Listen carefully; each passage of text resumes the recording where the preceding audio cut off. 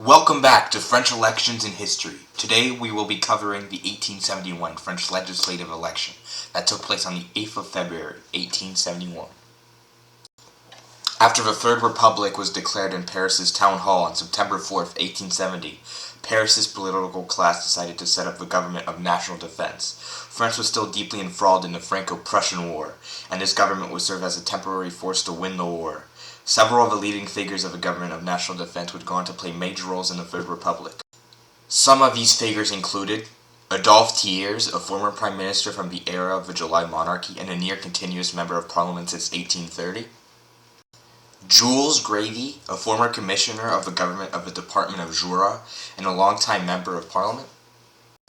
Jules Dufour, the former minister of the Interior and vice president of the House of Deputies during Louis Napoleon's presidency. And Adolphe Crémieux, the former justice minister responsible for abolishing the death penalty for political crimes. The first action of the government of national defense was to name Louis Trochu, an army general and the recently appointed military governor of Paris, as head of state. Trochu agreed and formed a provisional republican government, which ended up not being very republican at all. Trochu himself was a monarchist, with most of the ministers he appointed likewise holding very conservative views, with Léon Gambetta, the appointed minister of the Interior, being the only Republican through and through. Regardless, the war continued, and it still wasn't going well for France. French forces still struggled mobilizing as many troops as Prussia and her allies, and routinely faced defeat in battle. It did not help that French generals attempted to quickly modernize their tactics, which led to an issue of disorganization among the troops, and led to more defeats.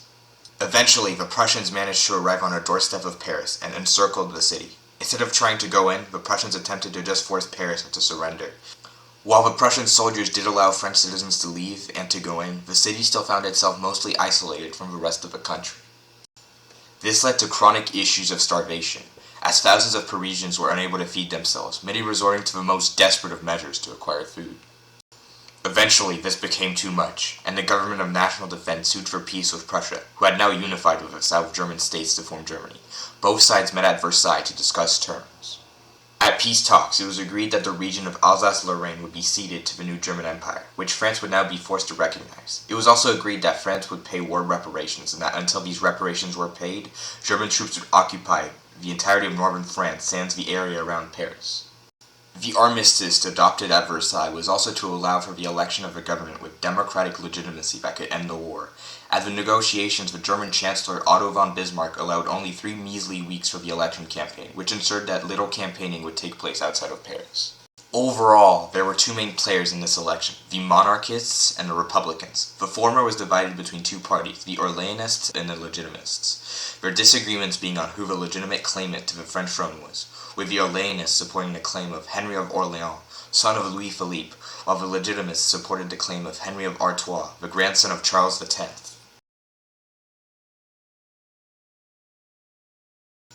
The Republican camp, on the other hand, had its support divided almost evenly between 3 camps. First was the Republican left, led by Jules Grévy. Second was the centre-left and Liberal Party, led by Jules Dufour. And lastly, the Republican Union, led by Gambetta. These 3 camps shared similar ideas about the form of government France should have, but on the leading issue of the day, the war, they found themselves divided. Like the monarchists, the Republican left and the center-left favored peace talks, while the Republican Union supported continuing the war. The Union had its support base in the poorest parts of Paris that were not keen on surrendering to the Prussians that had brought them into this poor predicament. All the pro-peace parties feared the possibility of the Republican Union gaining enough seats to forestall peace. Now let's see the results. Can I get a drum roll, please?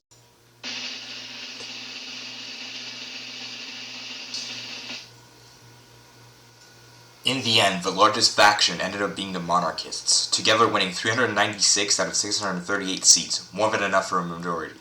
Together they won 62% of the popular vote. These seats were about evenly divided, with the Orleanists coming in first with 214 seats, while the Legitimists 182 seats. In second were the Republican parties, together winning 222 seats and 34.9% of the popular vote. First among these was the Republican left, with winning 112 seats, followed by the center-left with 72 seats, and then the Republican Union with 38. The Bonapartists came in dead last, winning only 20 seats with only 3.1% of the vote, small enough that they could be ignored by the big groups.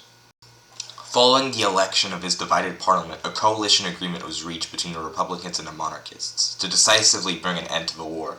The monarchists form a coalition with a Republican left and a central left, with Jules Dufour becoming prime minister. Dufour's more moderate views on economics and French society allowed him to be someone the monarchists could get behind. Now let's see how Dufour will be able to stabilize a nation recovering from war. Tune in next time for the election of 1876.